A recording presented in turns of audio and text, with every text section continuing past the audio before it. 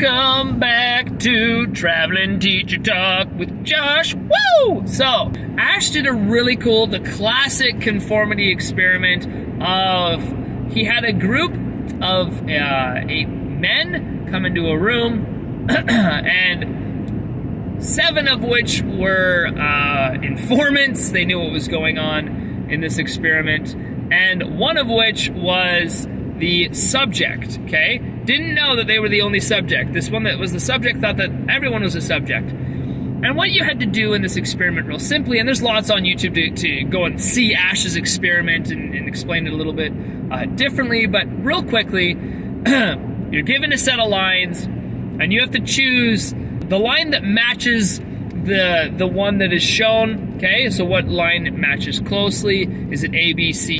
And so what he found was, at the beginning, the group would all, be honest, okay, and pick the correct answer. And then, at trial 4 or what have you, they would lie. Like, the group of informants would just start lying. And so instead of you picking the line of correct length, you would pick one that, the group would pick one that's obviously wrong, and like individually be like, yep, it's B, it's B, it's B, and B is obviously wrong. And so then you, as the one in the group, being like, wait a minute, what are people doing? Some would conform and pick line B. In fact, 5% consistently picked the incorrect line, okay? And what was interesting is 70% of individuals in this study picked the incorrect line at least once. Super fascinating. And then there was 25% of individuals who didn't conform at all. They were non-conformant, okay? And so what does this tell us about groups? And what does this tell us about people? Well, if we are not careful with the people that we're around, with the influences or affordances that surround us, then we might be privy to choosing the wrong answer, right? Maybe picking the wrong pasta, I'm just kidding, but solution to a problem, etc. And so we conform, perhaps, at least in some degree, the majority of us conform to the situation that's around us, and that's what Ash was able to show. Super fascinating information. And then when we talk about conformity, we can also talk about obedience, right? Leaning to obedience, and what pieces of our environment will prompt us to be more obedient than others. For example, Milgram did this great experiment where he had individuals, you have an experimenter and then the subject. So the subject is you, the unknowing participant in the study.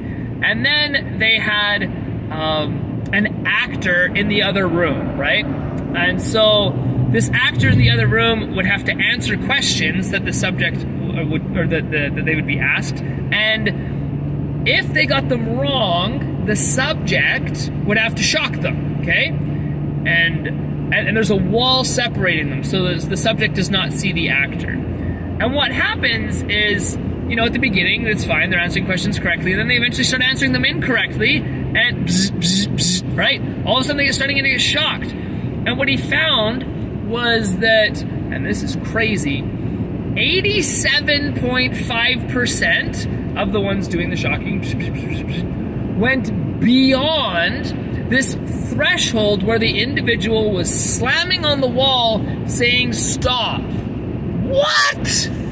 87%. And what would happen is when they would get to these higher voltage scenarios, and it's labeled on there like danger, okay? The subject was hesitant to shock the actor. The experimenter would say, it's imperative that you carry on. That type of influence, prompting influence to carry on. And so then they would do it. And 65% went to death shock. What? 65% were obedient to the authority and administered that death shock. That's crazy, okay? So, what does this imply? What are the implications of this study? Well, first of all, that maybe we need to check who we say has authority in our minds, right? Who we believe has authority. And to what extent we are willing to go through their orders, right? Their demands even. And it's vital that we check that. Because if we don't, then we might be doing something that is outside, well, what we personally believe would be outside our ethical realm, right? Outside something that's just outside of human rights. So keep those things in check, all right? So we're gonna leave obedience for a second and talk about persuasion. When it comes to persuasion, when you're trying to get somebody to believe something, we can use different persuasive techniques like foot in the door, right? So a small request leading to a big one, or door in the face, right? I love using this one. I'm like, hey, wifey boo, can I buy this $5,000 bicycle? She's like, $5,000? That's ridiculous. I'm like, maybe you're right. What if I get this one that is $1,000 instead and it's on sale? She's like, oh yeah, $1,000, that's fine. That's door in the face, so watch out. And then you have this other technique called lowballing, okay? And so they give you this really appealing, you ever bought a car from a dealership? All right, this really appealing price, hey. And then all of a sudden there's all of these added fees, and now you have to take that car to the dealership to get its maintenance done. You can't take it anywhere else. What? That's lowballing, okay? So we've got these different persuasive techniques, but if you are trying to persuade someone to do something or believe in a certain way, we're gonna have to talk about those. And one thing that's really interesting is that the person who is doing having this conversation, who's trying to do the persuading, that's an important thing to consider. Who's the audience, right? That's an important thing to consider. How is the message given? Like, or what are the details of the message, and what's the medium? Sorry, that's how the message is given. The medium. So you got the four things. You got the who's giving the message, who's receiving the message, what are the details of the message, and how is the message given? If you have those four elements and you have mapped them appropriately, then you will be able to be more persuasive, okay?